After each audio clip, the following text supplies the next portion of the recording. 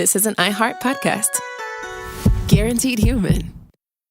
Hey everyone, it's Emily Simpson and Shane Simpson from the Legally Brunette podcast. Each week, we're bringing you true crime through a legal lens. Whether you want all the facts on the disappearance of Nancy Guthrie, or you still need to wrap your head around the Diddy verdict, we're breaking it all down step by step. And we're not just lawyers, we're also husband and wife. It makes for some pretty entertaining episodes. Listen to Legally Brunette on the iHeartRadio app, Apple Podcasts, or wherever you get your podcasts. When segregation was a law, one mysterious black club owner, Charlie Fitzgerald, had his own rules. Segregation in the day, integration at night. It was like stepping on another world. Was he a businessman, a criminal, a hero? Charlie was an example of power. They had to crush him. Charlie's Place, from Atlas Obscura and Visit Myrtle Beach. Listen to Charlie's Place on the iHeartRadio app, Apple Podcasts, or wherever you get your podcasts. You know Roald Dahl. He thought of Willy Wonka and the BFG. But did you know he was a spy? In the new podcast, The Secret World of Roald Dahl, I'll tell you that story and much, much more. What? You probably won't believe it either. Was this before he wrote his stories? It must have been. Okay, I don't think that's true. I'm telling you, the guy was a spy. Listen to The Secret World of Roald Dahl on the iHeartRadio app, Apple Podcasts, or wherever you get your podcasts. The more you listen to your kids, the closer you'll be. So we asked kids, what do you want your parents to hear? I feel sometimes that I'm not listened to. I would just want you to listen to me more often and evaluate situations with me and lead me towards success. Listening is a form of love. Find resources to help you support your kids and their emotional well-being at sounditouttogether.org. That's sounditouttogether.org. Brought to you by the Ad Council and Pivotal.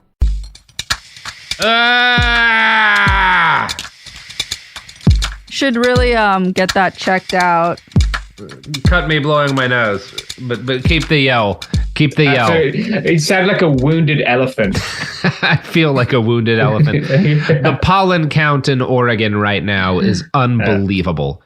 I just went outside during the break between episode recordings and emptied a magazine from an AR-15 into a tree, but it does not appear to have solved the problem. So, no, you gotta get heavier than that, man. You gotta. Yeah. I should have used the 308. You know. Yep. That's why they went to. Yep, that's why the Army's upgraded the caliber. Yeah. Yeah. They fucking. You want to fuck up a tree? Yeah, you really want. You really want to move closer to that 30 caliber range. Yep. This episode's brought to you by 6.8 Tree Killer. The Ent Buster. Yeah, that's 338 Lapua, baby. Yeah, that'll fuck up a James, sapling. When I was a young man, times like this, right around near the end of the year, my friends and I would go out into the woods and we would shoot down a tree in order to have a bonfire around it. And that doesn't really relate to the subject of the episode, but we often smoked cigarettes while doing it. Not interesting. And it's kind of like shooting down a tree, isn't it? Because if you're actively building a consumer base, it's a bit like shooting down a tree. Yeah, you just have to hope that they can grow up faster than you can shoot them. Shoot them, yeah. That's what they say about trees. I mean, and it's also what they say about the human race, because one thing you got to give it to us is we bred slightly faster than cigarettes were able to kill us. Yeah. Once again, a win for humanity. Yeah, the Titanic dub. So, cigarettes did not get to have their real moment in the sun until a few years after the dissolution of American tobacco, which again, the Supreme Court knocks it out in 1911.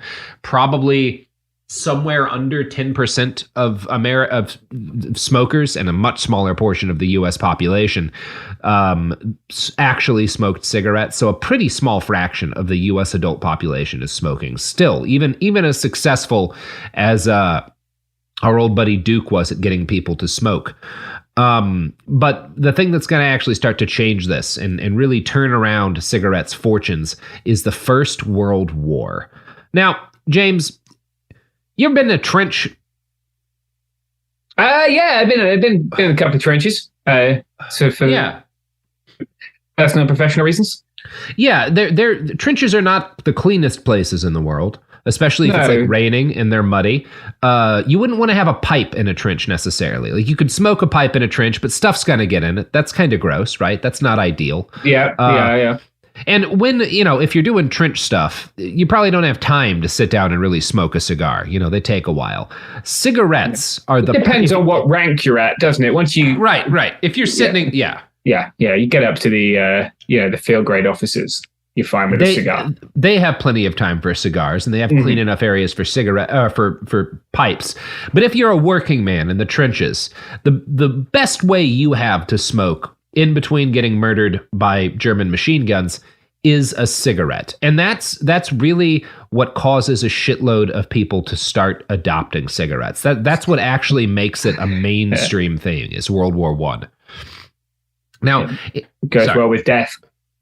It does go well with death, James. Cigarette adoption had crept up only gradually prior to this, and it had been met by a really active anti-smoking campaign the whole time. It's kind of worth noting that the first 20 years of like the 20th century, basically from like the late 1890s to like 1917, 1918, there's a very active anti-smoking campaign in the United States, and it's powered by a lot of the same voices who are also fighting for prohibition. There were even bans on the public consumption of tobacco in some states. In 1910, a doctor named Charles Peace founded the Non-Smokers Protective League, advocating for a public smoking ban in America's largest city.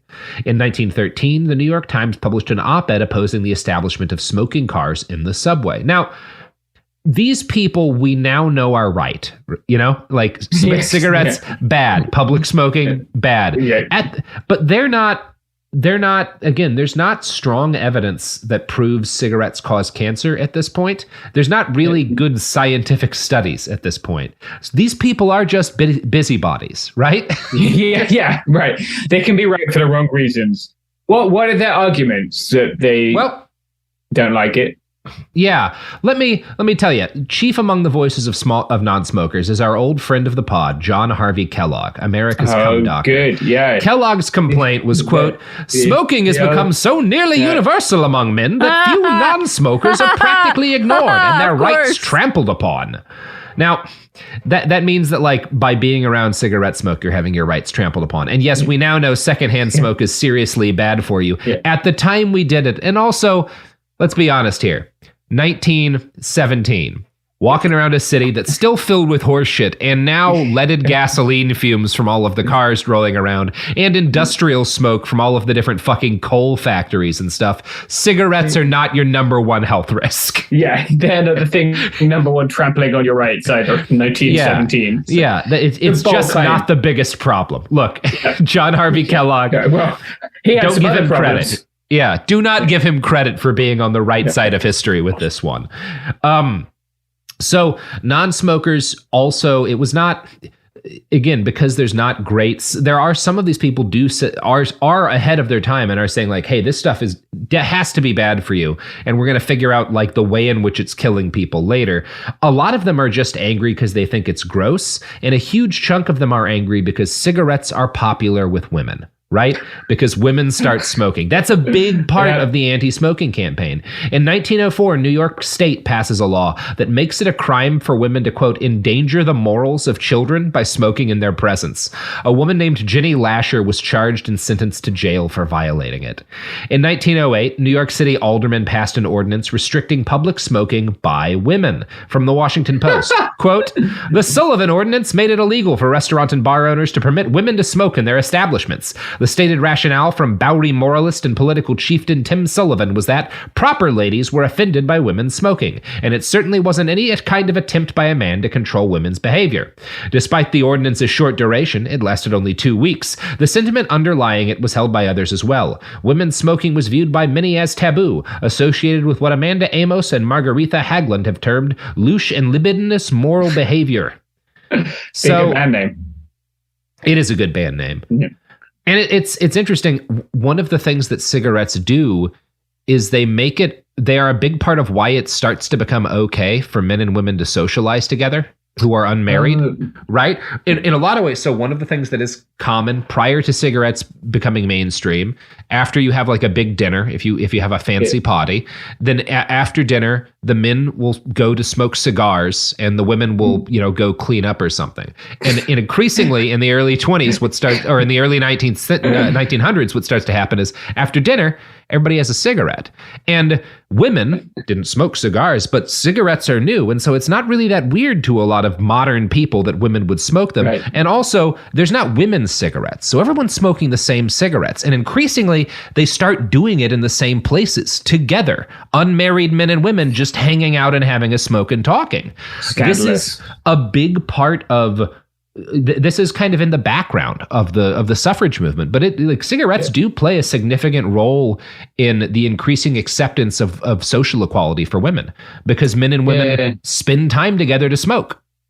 Yeah, it makes sense. Not a non-factor. Yeah. It's definitely a time period when there's generally this change in gender roles, right? With women working in the First World War and like. Well, that's another part of it, right? Is like. Yeah. Women are taking on men's jobs. Why wouldn't they be able to smoke? Yeah. And, it's a whole thing. So smokers also started to organize to establish more public smoking places. Tobacco dealers would often back and fund local efforts to lobby for smoking cars on trains or to allow the smoking of cigarettes on the rear platform of streetcars. Within the military, there were strenuous debates as to whether or not tobacco should be legal for soldiers. In 1907, the Surgeon General of the Navy had recommended that sailors under 21 be banned from smoking cigarettes. This was outrageous to the actual men of the Navy. And one enlisted man wrote this in response. If this cigarette recommendation is made the rule and such a thing is ordered, it's going to put all us young fellows who like them on the beam. It's all right to talk about your cigars and your pipes, but cigarettes are cigarettes. And when you once get to liking the little sticks, there's nothing that can take their place. Then don't forget that life on the ocean, with none of your women folks or girlfriends around to break the monotony, is a lot different from life ashore. And I tell you, those dream sticks help you pass away many a dreary and homesick hour. Just a bunch of Navy boys, no women around, sucking down dream sticks. Dream sticks, yeah. Direct quote from Joe Biden's speech about pardoning people with marijuana. We're banning people for dream sticks. Yeah. In an unrelated note, I saw a picture of Joe Biden with a quantum computer the other day, and it just struck me as the most wrong thing. It's like looking at Winston Churchill with a Game Boy. Like, no, those aren't supposed to be in the same photograph. Joe Biden should never have lived to see a quantum computer. It's like seeing a Diplodocus or a Tamagotchi hanging out. You don't expect it. No, that's not okay. No, that's not okay. So opposition to cigarettes in the military disappeared overnight once the United States got into World War I. Much of this had to do with Black Jack Pershing, the leader of the American Expeditionary Force, who, when asked what Americans could do to support their soldiers going overseas, gave this reply. You ask me what we need to win this war. I answer tobacco as much as bullets. Oh, great. It's so true. It is, yeah. Yeah. We've spoken about this before, but the universal truth of conflict journalism, if you need something and you're not sure that someone's going to give it to you, you can probably get it by giving someone enough cigarettes. I keep packs on me every time I'm anywhere near, because and it's not always just getting something. Some of it is like you meet people and they're standoffish because they're fucking soldiers in a war zone whose daily life involves dealing with horrible trauma and they don't know you. And then you bust out some Marlboros and you sit and smoke for 20 minutes together. And then they just start talking, that's a thing. They're useful. They work. Yeah. They're a great tool for journalism. Well, they're also, in terms of how they're being used, that's not unhealthy by the military, because cigarettes, spoilers, make you worse at everything that is important for soldiers, almost everything, right? Today, U.S. soldiers who smoke score an average of 35 points lower on PT tests. Cigarette smoking harms your night vision. It's bad for your performance. Yes, they are bad for your performance in combat. In addition to, people get shot smoking cigarettes. Snipers see the cherries, right? That happens for sure. But one thing they do is they are a stress reliever, and we can debate in the long term, it's not a great coping strategy. But if your daily job is to get shot at repeatedly, you don't care about the long term. You just want a moment where things feel okay. There is not a long term for a lot of people in World War I. No, especially not. And the other thing that they do is, as we just talked about, people bond while smoking. It's a part of why men and women it's a way in which men and women start to bond socially in a way they had not in a long time in Western society. And soldiers in the trenches bond sharing smokes. Yeah. It is a thing that you do with each other. And you can't, number one, this is a thing I don't think the tobacco industry could have anticipated because it's just a very human thing. And it's also, you can't fight this. Like, there's nothing to do about it. It's just a thing that people have adopted for themselves in a difficult time. And so this is a problem for the anti-smoking people. Obviously, smoking, again, very bad for everything else that makes you be a soldier, but soldiers are not thinking about that in the times when they're smoking them.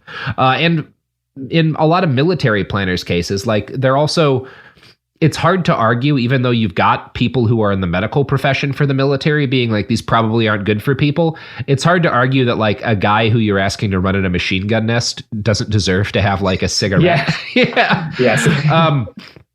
And, you know, if you know America, you know that love for our military is basically the not-so-secret control lever for the American mind. So cigarettes had been controversial prior to World War I, but once we start sending men in the field and Pershing's like, we need cigarettes, organizations that had previously lobbied nationwide for smoking bans, like the YMCA, prior to World War I, the YMCA is a massive part of trying to ban public smoking. As soon as the war starts, they start shipping pallets of cigarettes to the battlefields. It's great. It's been a truth for so long. You can just put the support the troops stank on anything, and people will love it here. It's interesting. In the cigarette century, Alan Brandt writes, volunteers organized smoke funds to collect donations to assure that the troops had adequate supplies of cigarettes.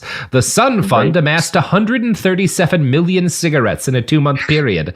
Tobacco may not be a necessity of life in the ordinary sense of the term, explained the New York Times, but it certainly lightens the inevitable hardships of war as nothing else can do. The National Cigarette Service Committee collected the names of soldiers without families to make sure they received cigarettes. Volunteers prepared packages for shipment to the troops under the auspices of groups such as the Army Girls Transport Tobacco Fund. Just so great. That's sweet. Yeah, amazing. I'm sure these people like were also like dying of trench foot and would have really appreciated like a new pair of socks. Yeah, socks probably also would have gone over well. Yeah, coat. I don't know. I mean, I assume the military was already attempting to provide those things. Like, it is new that you would provide cigarettes as the military. Yeah. So in the early days of the war, the U.S. war effort, I should say, the fact that most aid organizations in Europe provided cigarettes to soldiers for a fee, often substantial, regularly made the news back home. Soldiers are like, we're paying as much for a cigarette at the front as we have to pay back at home. Like, that's kind of fucked up. Now, donated cigarettes were only able to solve a small portion of this problem. 139 million cigarettes is not a lot. If you know anything about cigarettes, that's not very many. Sounds like a lot. It is not. A fucking army in the field will smoke through 139 million cigarettes quicker than they'll go through that many bullets. Yeah, that is true. Donated cigarettes only solved a small number of the problems, so the War Department had to make the decision to issue tobacco rations to soldiers starting in May of 1918. The New York Times wrote of the decision, quote, "A wave of joy swept through the American army today." Great. So, and let them have it. War fever means a temporary end to the anti-smoking movement. Many men who had hated cigarettes prior to the war had become addicts while overseas, right? They're big hygiene guys before, and then they get shot at and they have a smoke in the fucking trench with their buddy. And then, for the rest of their lives, they think kindly of cigarettes. Yeah. And also the fact that the cigarette is now associated with the hard-bitten trench fighter means that you can't attack the moral character of smokers. The anti-smoking movement, they're only smoked by criminals and not white people, right? And now they're like, they're part of the icon of the heroic soldier, right? Yeah. So in 1900, again, barely 5% of the country smoked, or like 1904, something like that. By 1940, and again, sorry, in like the start of the 1900s, about 5% of the country who smokes tobacco smokes, right? Yeah. By 1940, 40% of the United States adult population smokes on a daily basis. Whoa. Yeah. Yeah, it is a huge increase. Yeah, that is crazy. Wow. Average per consumer consumption escalated too. In 1900, Americans consumed about 54 cigarettes per person per year, right? That's the average for the whole population. In 1963, Americans consumed 4,300 cigarettes per year. Jesus Christ! I was not expecting that. That is so many cigarettes. Yeah, it's 4,300 per. Jesus Christ. That's quite a few cigarettes. Yeah, you're really upping the intake there. Though they're going to get through those Pokemon card collections now. Oh, yeah. No. A lot of kids are getting a lot of baseball cards. Yep. Those numbers are driven up by all of the 11-year-old smoking 12,000 cigarettes in a year. Smoking 4 cigarettes at once. Just burning through an entire carton in a day. Yeah. So this new wave of smokers brought with it changes in American smoking habits, largely driven by R.J. Reynolds, president of the Reynolds Tobacco Company. Richard Joshua Reynolds had been born on July 20th, 1850 in Patrick County, Virginia. His father was a tobacco farmer, and as a young man, Reynolds worked for his dad's plantation, which absolutely included a fuckload of enslaved people. Cool. R.J. was just 15 when the Civil War ended, bringing with it the first tiny surge in cigarette usage. He quickly fell in love with the things, and he turned his father's company into an industry-leading producer. And R.J. Reynolds is different from Duke in that Duke, when he smokes cigars, right? He wants to sell cigarettes. He thinks they're a good business. He doesn't understand them, right? He understands how to get people to want to buy something. He's a good marketer. He doesn't really get what people like in a cigarette. There is nothing that R.J. Reynolds loves more than cigarettes. This man, you have never loved a human being in your life the way this man loves the concept of a cigarette. He is such a cigarette lover that he attempts to avoid getting into Duke's tobacco trust, right? He has his own way he wants to do things. He doesn't want to get involved in this trust. He wants to sell his cigarettes the way he wants to. He actually gets forced by Duke into the trust because Duke uses shady methods to buy 2/3 of Reynolds Tobacco's stock to force the company into American tobacco. And despite this, R.J. Reynolds refuses to work with Duke. And he even secretly helps the U.S. government build an antitrust case against American tobacco. When the Supreme Court broke the trust, Reynolds had one goal: to fuck over Buck Duke and his company. In 1913, he created a new cigarette, which featured a mix of American and Turkish tobacco to create a blended cigarette. He called this new cigarette the Camel. Oh, there it is. Camel cigarette. Why did he choose Camel? Because it's Turkish tobacco. I see. Yeah. Turkey, camels, two things that are definitely famously constantly associated with each other. Just imagine how much better it would be if he just called it the turkey. Mm-hmm, the turkey, right. Yeah, because angry Turkish nationalists love the fact that those two things are sort of they sound the same, but they mean different things. He should have called it the Greek and then had just a drawing of the Anatolian Peninsula on it. They'd be banned there to this day. Yeah, there would have been more wars in 20th century Europe. I'm going to quote now from the Cigarette Century. To help distinguish it from its competition, Reynolds offered no promotions. Smokers realize that the value is in the cigarettes and do not expect promotions or coupons, he explained. Against Duke's earlier advertising devoted to these now traditional promotional devices, Reynolds went modern. Reynolds committed unprecedented advertising money to promote this single product, creating a national campaign to make the Camel cigarette a truly national brand. In 1914, newspapers throughout the country ran ads several days in succession that announced simply, "The Camels are coming." They were followed by a second wave of ads proclaiming, "Tomorrow there will be more in this town than all of Asia and Africa combined." Creating such expectations and their fulfillment would become a central technique of modern consumer advertising. The third ad portraying the Camel cigarette package read, "Camel cigarettes are here!" This advertising campaign, and here the term campaign appropriately reflects the strategic technique, met with unprecedented success. Oh, look at that. Yeah. Smart man. Yeah, it is like an iconic brand. Like I think cigarettes, like I know there are many brands that seem to like be as iconic as cigarette brands and as global. And and this is the start of that part of it, right? Because cigarettes have started to go viral in this, but not necessarily on a brand basis, right? You do have kind of some of these early brands, but they all like every tobacco company has a bunch of different brands and they sell different ones in different regions. Yeah. Reynolds is the first guy to be like, no, not only do I want my company to be the biggest, I want this one specific kind of cigarette to be everywhere. Yeah. So when World War I ended, Camel accounted for more than 30% of the U.S. cigarette market.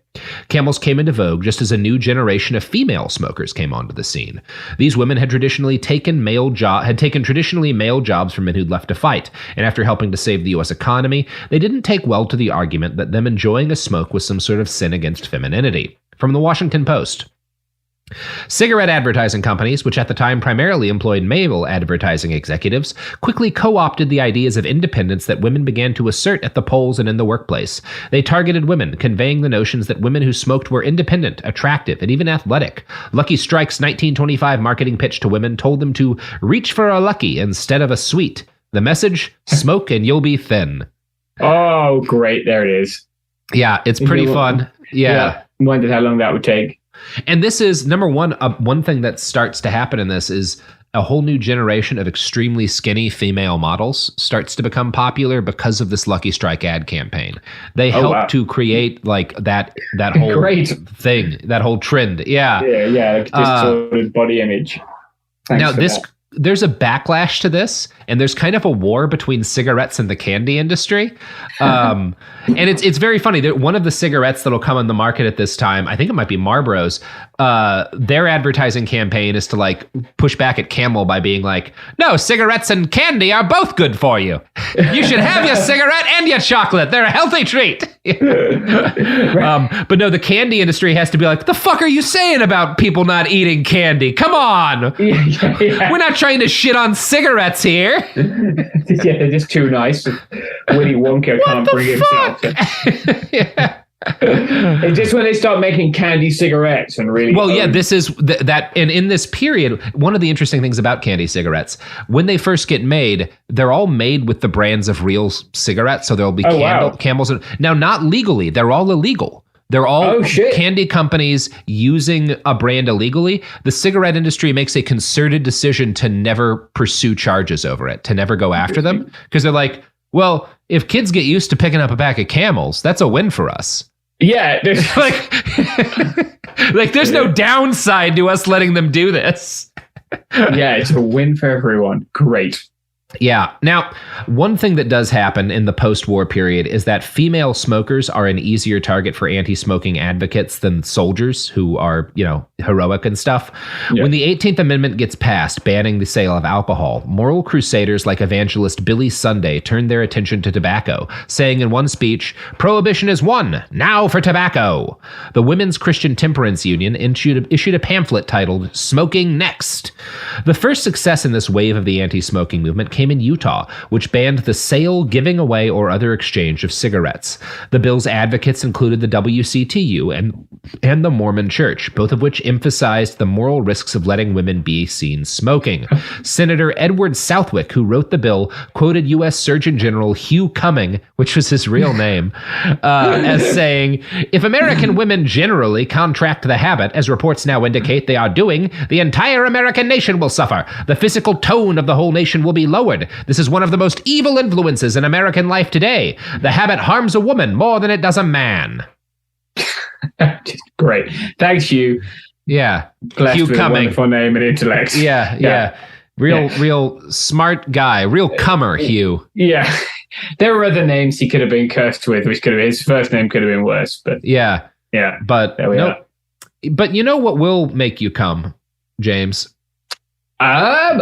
Please enlighten me. The sponsors of our podcasts, not their products, which are asexual, but the actual people who run and own stock in the companies. Okay. Anytime you ask for it. That's good to know. That's a promise. Yeah, I'll put that in the old context book. Mm-hmm.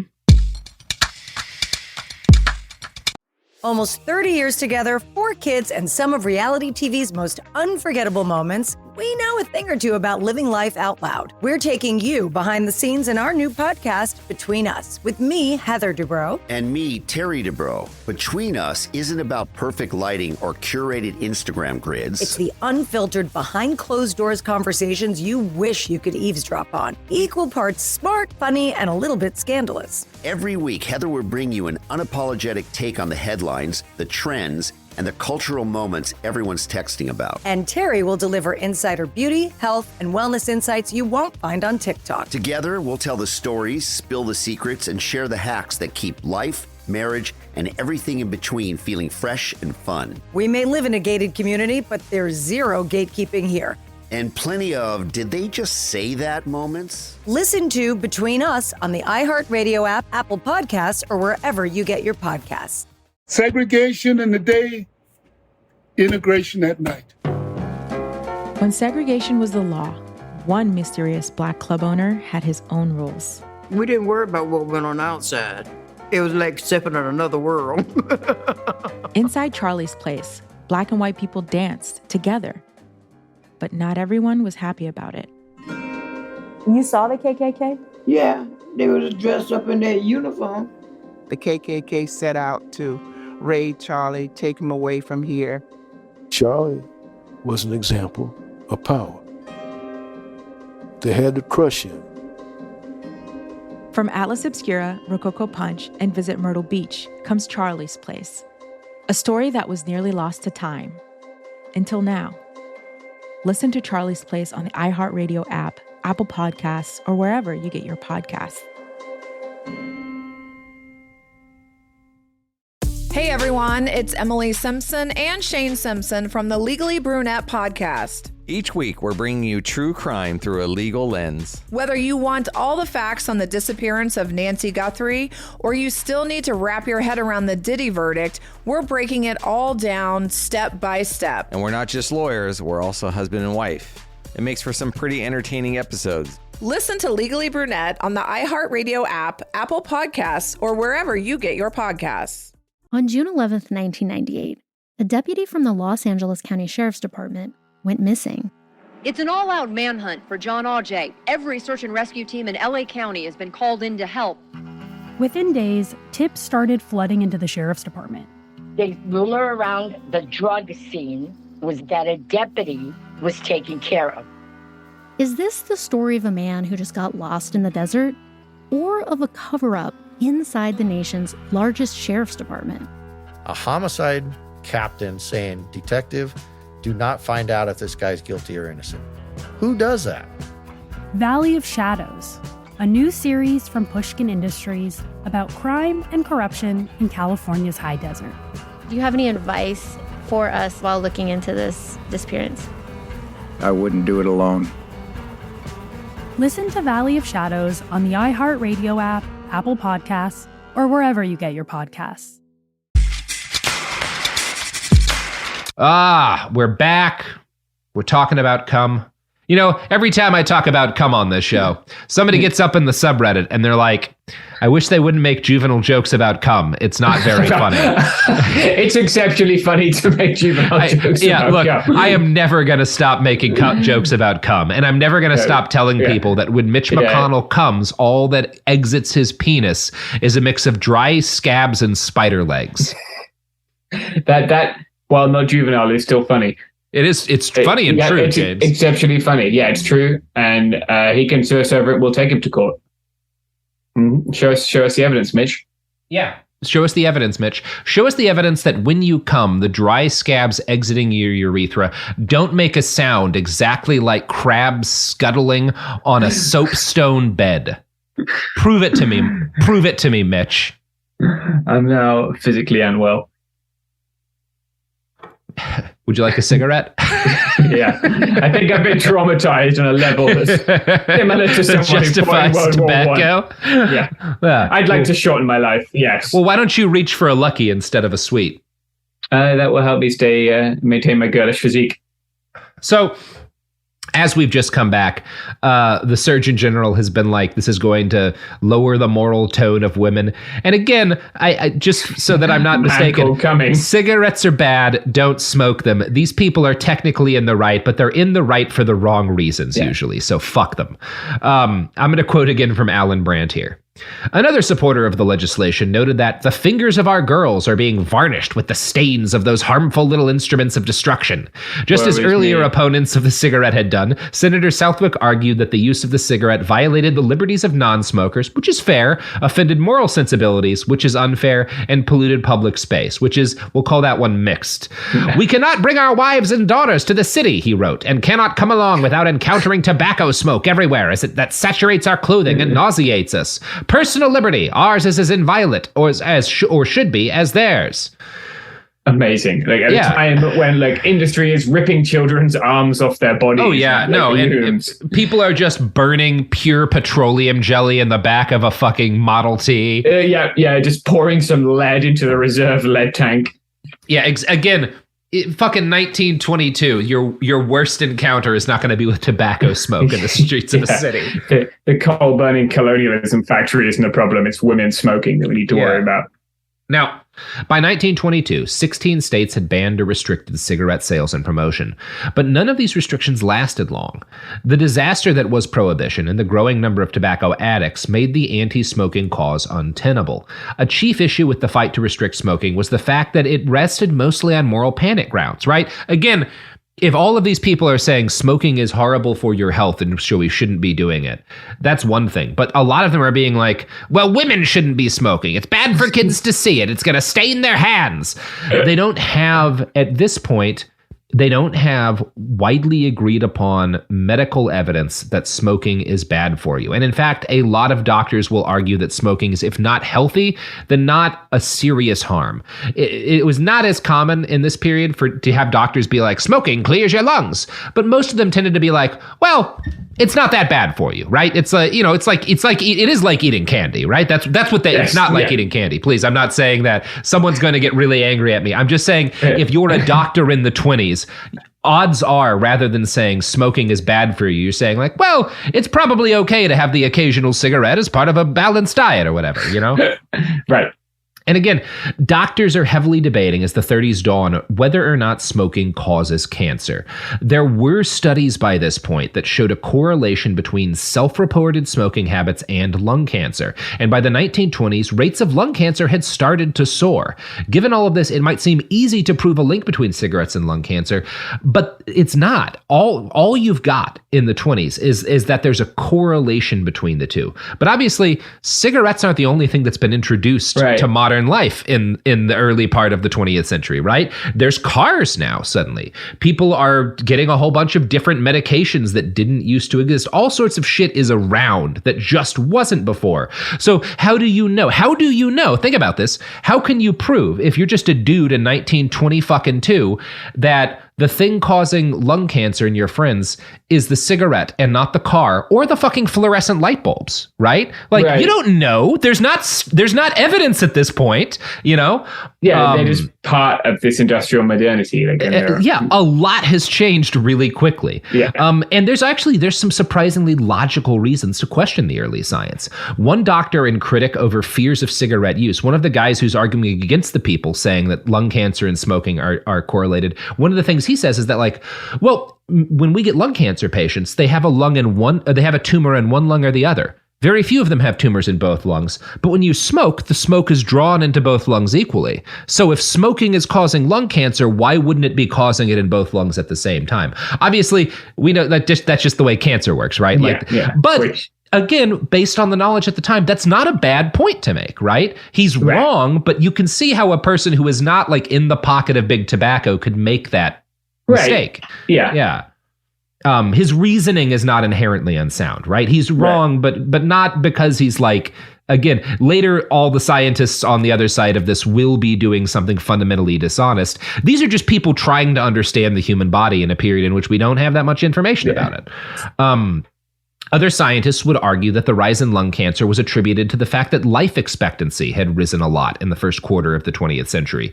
People were getting more weird cancers, they argued, because people were living longer. Maybe lung cancer has always been normal once you hit a certain age, and we just didn't have that many people reaching it, you know? Yeah, makes sense. Again, these are not inherently illogical arguments. Now, there were, however, doctors early on who figured out what was happening, who knew and who put together that there was a link between smoking and lung cancer, but it took data a long time to catch up with that. For one thing, epidemiology is in its infancy in this period of time. The first small batch studies, and by the late 20s, we have studies that show a correlation between smoking and lung cancer, but there's no control group. So all they show it, so there's no group of people who don't smoke to see what their lung cancer rates are, because that's not a normal part of medical science yet. They're starting to do that. They're figuring out like, oh yeah, you should have fucking control groups in your medical studies, but it's not the thing that you just do de rigueur at this point in time. It becomes it partly as a result of this research. And in fact, there's a 1928 article in the New England Journal of Medicine in which this that points out like, it shows a link between smoking and lung cancer, but it also points out that their study and other similar studies are of little value without similar studies on individuals without cancer, without control groups, right? So part of why that becomes more common in this period is scientists trying to figure out if there's a link between smoking and lung cancer. The scientists who write that 1928 study, Herbert Lombard and Carl During, carried out their own small 200-person study with a control group. And this is the first good quality study we have that shows lung cancer it shows a bunch of things. Number one, I shouldn't say shows, it suggests a bunch of things. Number one, it suggests that lung cancer is not a contagious disease, which how would you have known that, without scientific data? You don't know that people aren't giving it to each other, right? That it's not some weird thing that people got when they started walking in the Amazon or whatever, right? How would you know? They know, or at least the data suggests that it's also, there's not a correlation between lung cancer and low quality housing, which was another thing people didn't know. Is it's something about the way we insulate our homes, They also find out that it's not associated with constipation, which was a thing that some and again, we can laugh about that, but how would you know if you didn't do the study? One of the primary damning thing the study finds is that self-reported heavy smokers are 27% likelier to get lung cancer. This is the first scientifically solid evidence linking cigarettes to lung cancer. Now, 200-person study with a 200-person control group, that's not definitive, right? That's enough to justify further research, sure, but that's not a huge study. The 1930s are where we're going to see the first attempts on a large scale to document the relationship between cigarettes and cancer. The impetus for this research actually comes from one of the few industries that can rival big tobacco for sheer evil, the insurance industry. They are the people who are going to, because they see this early research and they're like, wait a second, we're paying a shitload of money out on all these fuckers dying of lung cancer. If cigarettes cause it, we need to be charging people more if they smoke, right? Like, they're doing it for evil reasons, but it is important research. King Kong versus Godzilla. Exactly. So one of the chief drivers of this is a guy named Frederick Hoffman, who is a statistician at Prudential. And Hoffman notices in 1931 that a lot of fucking life insurance policies are being filled for dead lung cancer patients. If smoking was the cause, then again, you're going to need to restructure the way premiums work. A lot of money is at stake, which is obviously what interests Prudential. They don't care about the cost of human life. So the thing that Hoffman notices is that in 1915, the lung cancer rate stands at about 0.7 people per 1,000 people, right? About 0.7 people per every 1,000 in the population are likely to get lung cancer. By 1920, it's risen to 1.1 per 1,000. It's 1.6 per 1,000 by 1924 and 1.9 per 1,000 by 1928. That means in 13 years, the rate of lung cancer has nearly tripled. Whoa. Now, Hoffman is not bound by the ethical constraints of a doctor, right? He doesn't have to wait until he has really good data to be like smoking causes lung cancer. He sees this, he puts two and two together, and he becomes the first prominent figure to publish a claim that tobacco use is associated with a heightened rate of cancer and early death. And he's doing it again to warn insurance companies. A new wave of studies follows, and as the 1930s gives way to the 40s, the tobacco industry keeps a worried, watchful eye on this emerging science. They also start exploding their advertising budgets in order to kind of make up for the increasing talk in the background about maybe cigarettes aren't so great for us. In 1911, 1911, prior to the bust of the American Tobacco Trust, the entire cigarette industry profited about $13 million a year. By 1918, the big five tobacco companies were spending more than $13 million every year just in ads. In doing so, they'd helped create the very language of American culture. And I'm going to quote from a write-up in the Journal of Marketing Theory and Practice by Richard Polay. Cigarette sellers were among the most enthusiastic pioneers in the use of network broadcasting for coast-to-coast advertising. By 1930, American Tobacco, Brown & Williamson, P. Lorillard, and R.J. Reynolds were all buying network radio time. There has been no greater enthusiast for radio broadcast advertising than George W. Hill of the ATC, whose business for the first 5 months of 1930 surpassed all records. The company sponsors the Lucky Strike Dance Orchestra in 3-hour broadcasts each week. Lucky Strike sponsored many radio comedies and musical shows, such as Jack Benny and the Kay Kaiser College of Musical Knowledge, and the best-known and longest-running popular musical shows, Lucky Strike's Hit Parade. This show started in 1928 and ran into the 1950s on television. It featured teen idol Frank Sinatra when he was launching his career. So popular was this show in 1938 that a sweepstakes promotion offering free cartons of Luckies for the names of the 3 most popular tunes drew nearly 7 million entries per week. Wow. The Lucky Strike Hit Parade was the first show to rank popular music releases on an ongoing basis. This is where we get the top 40. The entire structure of the musical industry comes out of Lucky Strike's Hit Parade. Excellent. Yep. Yeah. So they gave us all those crappy Christmas #1 singles. And it seems like podcasts, more or less. Yeah, and podcasts. We all owe a debt to Lucky Strike. Yeah, every time you read a dick pill advert, just think of Lucky. Well, in more ways than one, actually. Look, that's an unfortunate coincidence. Let's all give the good folks at Lucky Strike a solid. Go out and pick out a pack right now. You don't have to smoke it. Give it to a kid. You know, they love to smoke. Yep. Sophie, what? I'm done with my script. I'm throwing to ads now. I'm throwing to ads like the good men at R.J. Reynolds and Lorillard and the other greats of the tobacco industry taught me to, Sophie. I'm honoring our ancestors. Almost 30 years together, 4 kids, and some of reality TV's most unforgettable moments, we know a thing or two about living life out loud. We're taking you behind the scenes in our new podcast, Between Us, with me, Heather Dubrow. And me, Terry Dubrow. Between Us isn't about perfect lighting or curated Instagram grids. It's the unfiltered, behind-closed-doors conversations you wish you could eavesdrop on. Equal parts smart, funny, and a little bit scandalous. Every week, Heather will bring you an unapologetic take on the headlines, the trends, and the cultural moments everyone's texting about. And Terry will deliver insider beauty, health, and wellness insights you won't find on TikTok. Together, we'll tell the stories, spill the secrets, and share the hacks that keep life, marriage, and everything in between feeling fresh and fun. We may live in a gated community, but there's zero gatekeeping here. And plenty of did they just say that moments? Listen to Between Us on the iHeartRadio app, Apple Podcasts, or wherever you get your podcasts. On June 11th, 1998, a deputy from the Los Angeles County Sheriff's Department went missing. It's an all-out manhunt for John Audet. Every search and rescue team in LA County has been called in to help. Within days, tips started flooding into the Sheriff's Department. The rumor around the drug scene was that a deputy was taken care of. Is this the story of a man who just got lost in the desert? Or of a cover-up inside the nation's largest sheriff's department? A homicide captain saying, "Detective, do not find out if this guy's guilty or innocent." Who does that? Valley of Shadows, a new series from Pushkin Industries about crime and corruption in California's high desert. Do you have any advice for us while looking into this disappearance? I wouldn't do it alone. Listen to Valley of Shadows on the iHeartRadio app, Apple Podcasts, or wherever you get your podcasts. Segregation in the day, integration at night. When segregation was the law, one mysterious black club owner had his own rules. We didn't worry about what went on outside. It was like stepping in another world. Inside Charlie's place, black and white people danced together. But not everyone was happy about it. You saw the KKK? Yeah, they was dressed up in their uniform. The KKK set out to raid Charlie, take him away from here. Charlie was an example of power. They had to crush him.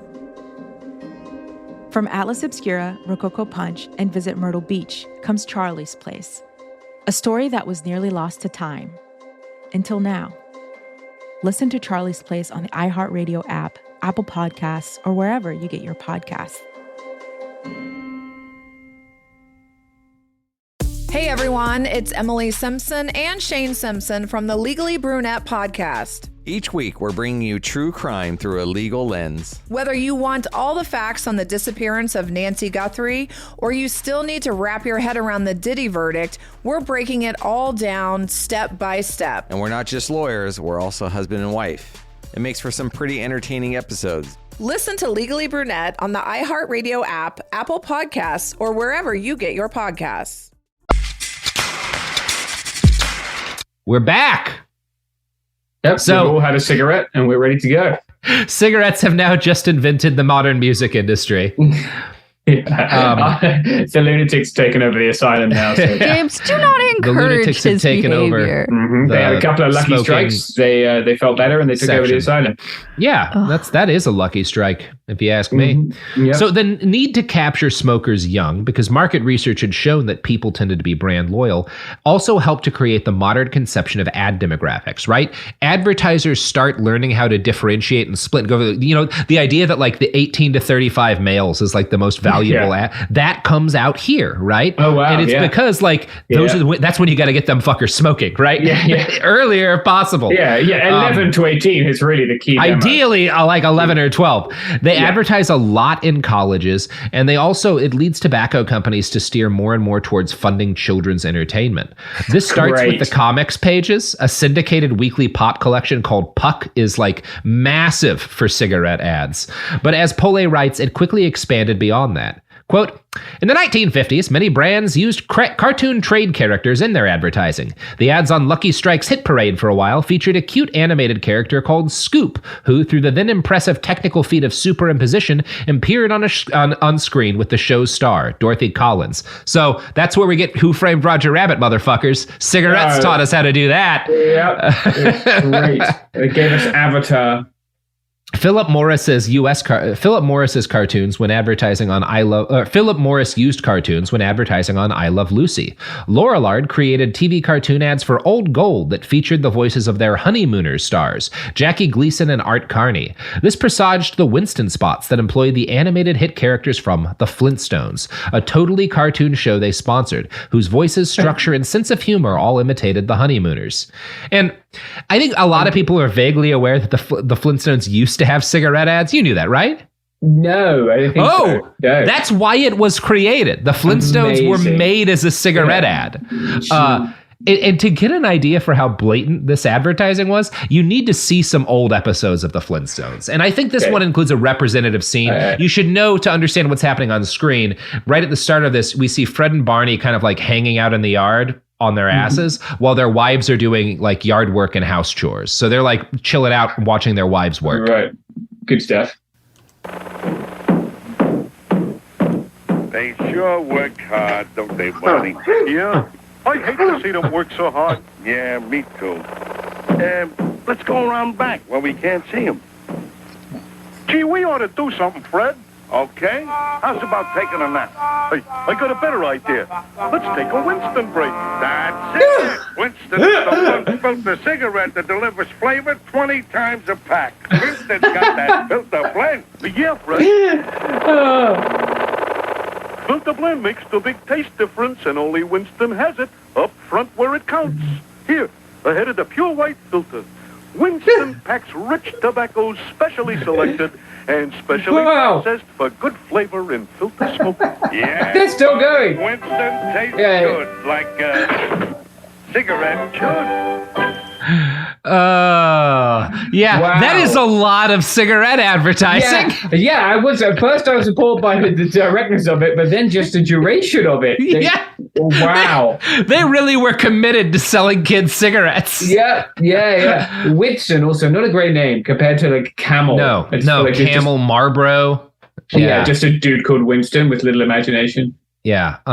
Wow, that was amazing. Shameful. It's the like, best. Yeah, that is like Alex Jones tier. Just transition. From content to ads. Fucking Barney Rubble wants to get your ass into a pack of Winstons. Yeah, it's going to be doing, what is it, fucking silver or whatever Alex Jones is trying to sell you now. Like colloidal silver. Yeah. Toothpaste that you can shoot up your ass. I don't know. Yeah, nor do I care.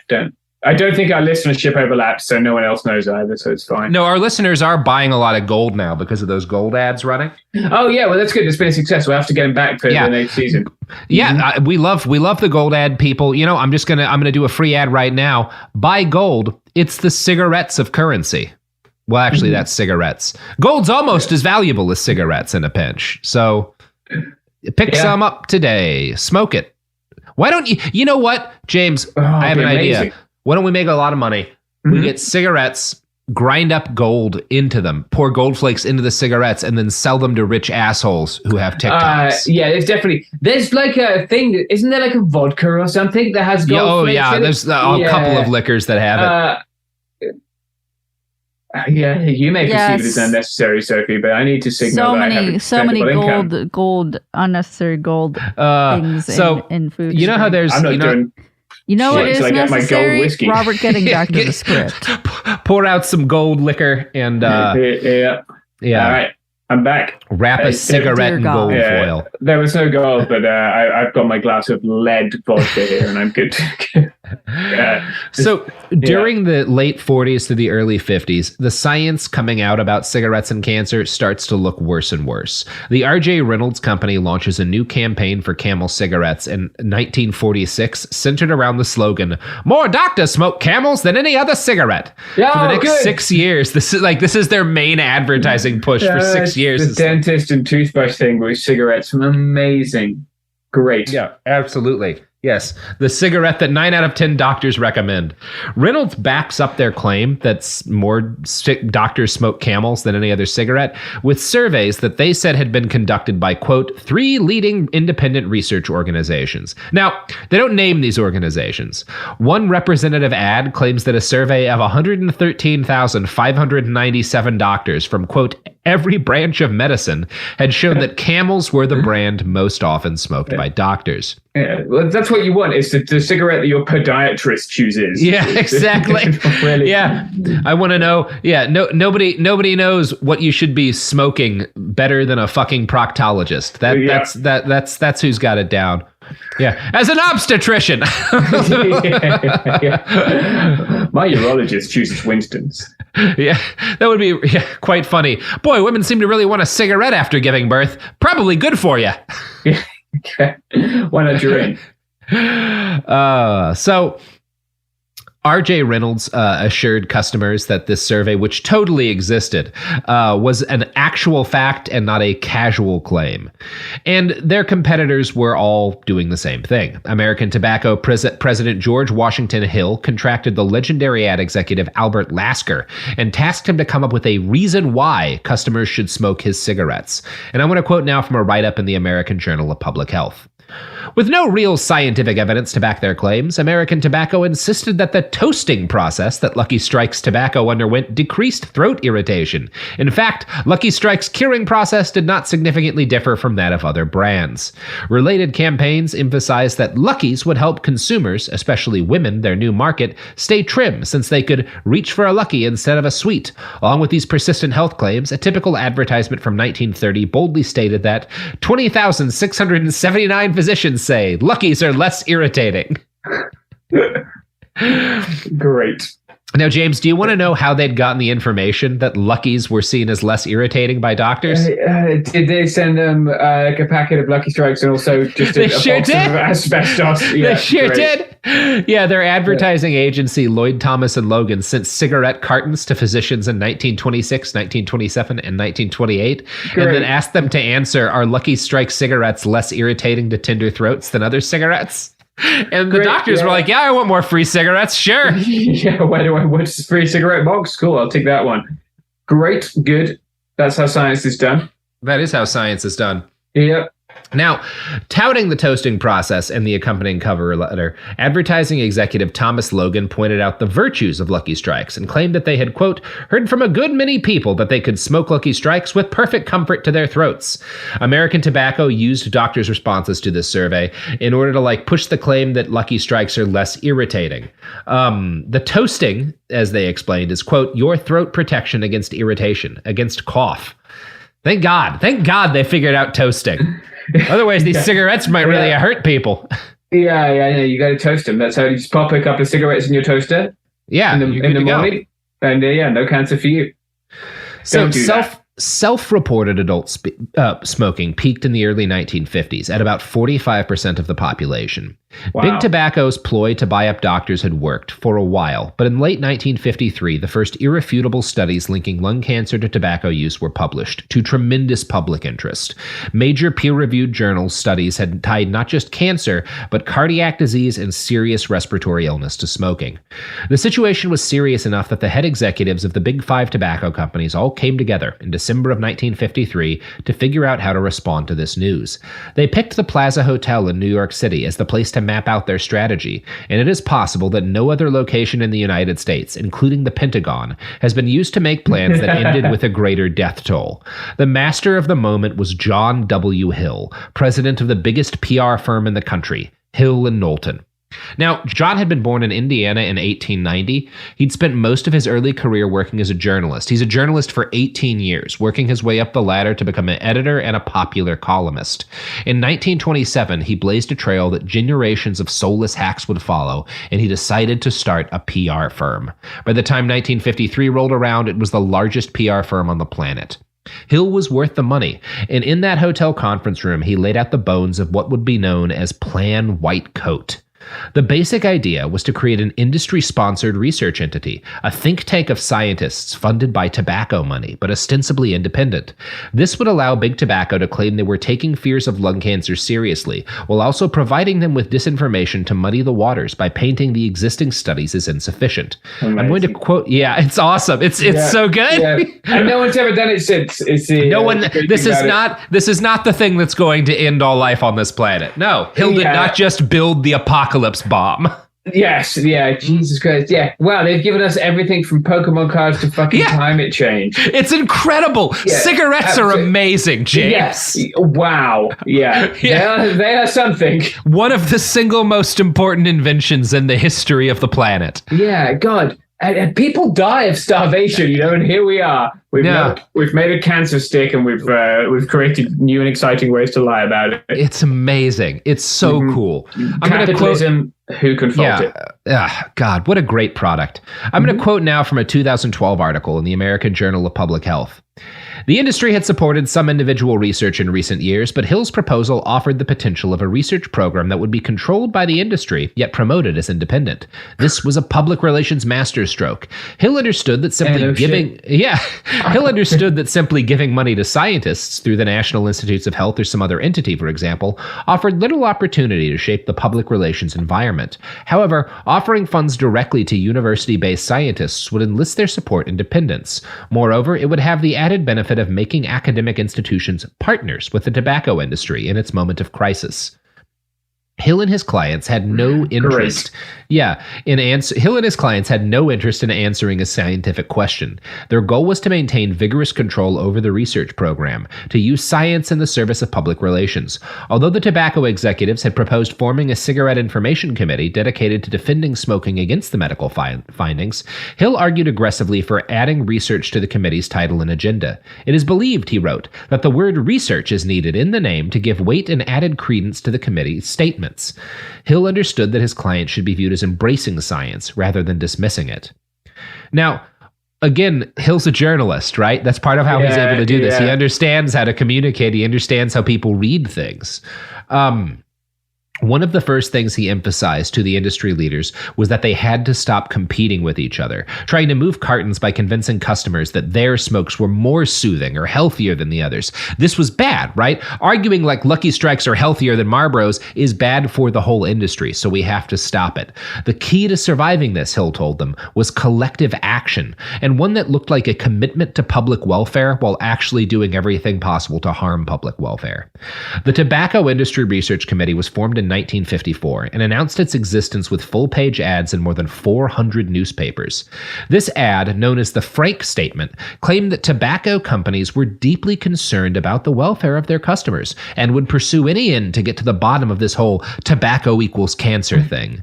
Quote, "We accept an interest in people's health as a basic responsibility, paramount to every other consideration in our business. We believe the products we make are not injurious to health. We always have and always will cooperate closely with those whose task it is to safeguard the public health."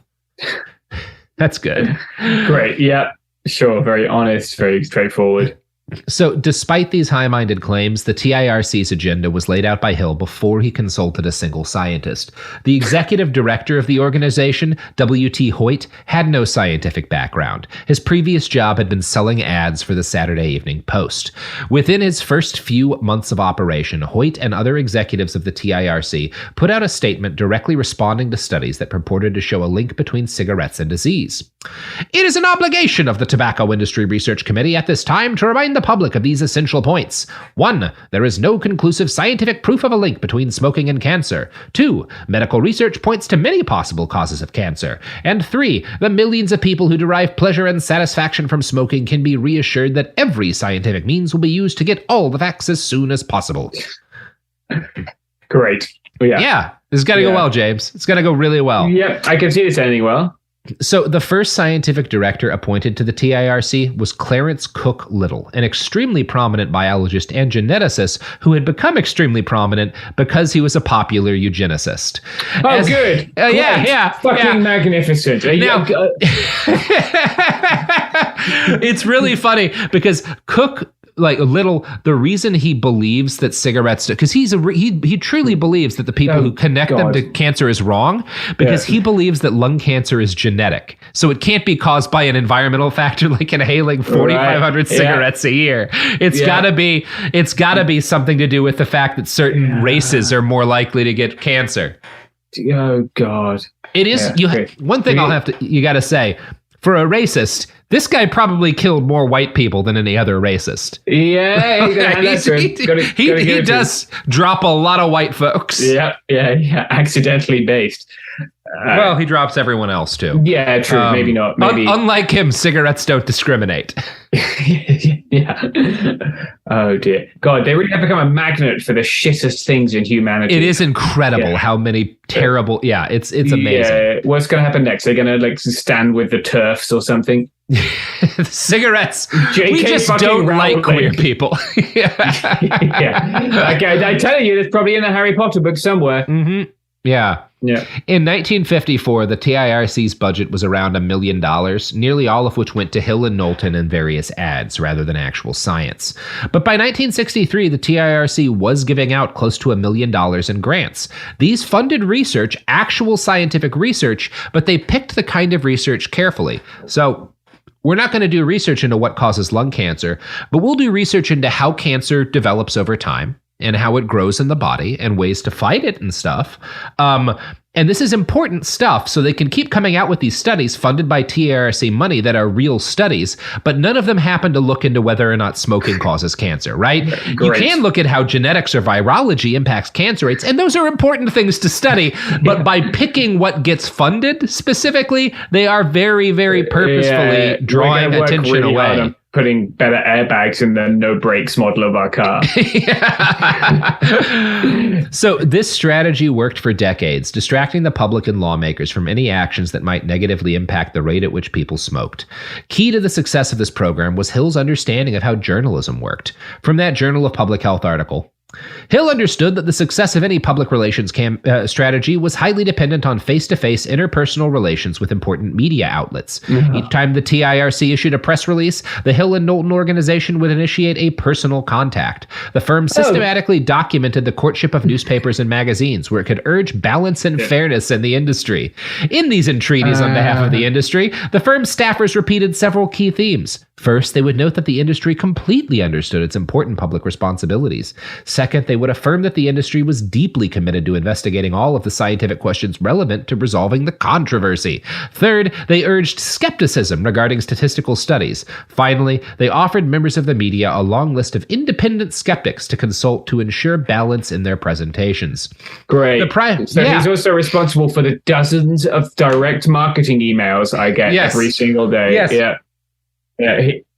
Great. Right, now I'm personally aggrieved for this motherfucker. Yeah, cigarettes created everything. Yes. The primary independent skeptic, of course, was the TIRC's Little. That's the eugenics guy. Yeah. Given the penchant of the press for controversy and its often naive notion of balance, these appeals were remarkably successful. Hill and Knowlton expertly broadcast their arguments, typically not based on substantive research of any kind, of a small group of skeptics as if their positions represented a dominant perspective on the medical science of the cigarette. In this sense, the public relations campaign advantaged two critical pieces of mid-century media practice. First, journalists favored reporting on controversy. Second, by providing opposing positions as if they were equal, they affirmed their commitment to balance. No. That's right, baby. That's right, baby. For fuck's sake. Why? Piss off. Yeah, no, they've invented both sidesing it. They did invent both sidesing it. So they gave us Donald Trump, is what you're telling me. Yeah, they gave us Donald Trump. They gave us climate change denial. They gave us a fucking lot of the gun industries. Barry Weiss. Tactics. Barry Weiss. All of that shit comes from Big Tobacco. Yeah, God. They gave us the fucking Iraq War. All of these strategies are the things that they pioneered all of those strategies, and that's where we're going to end for the day, James. No, let's stop. I've become enraged. We will talk in more detail about the tobacco industry later, but yeah, this is how they. There's a bigger story in kind of how they kept this up as it became increasingly obvious that cigarettes caused cancer, and how they advertised to children in the 90s and stuff, and Joe Camel. There's a story in how they tried to destroy the lives of people who blew the whistle on them, like former tobacco employees. And we'll talk about all of those one day, but this is the story of how tobacco invented everything in the modern world. Yeah, great. I feel really good about all the things that we've got from it.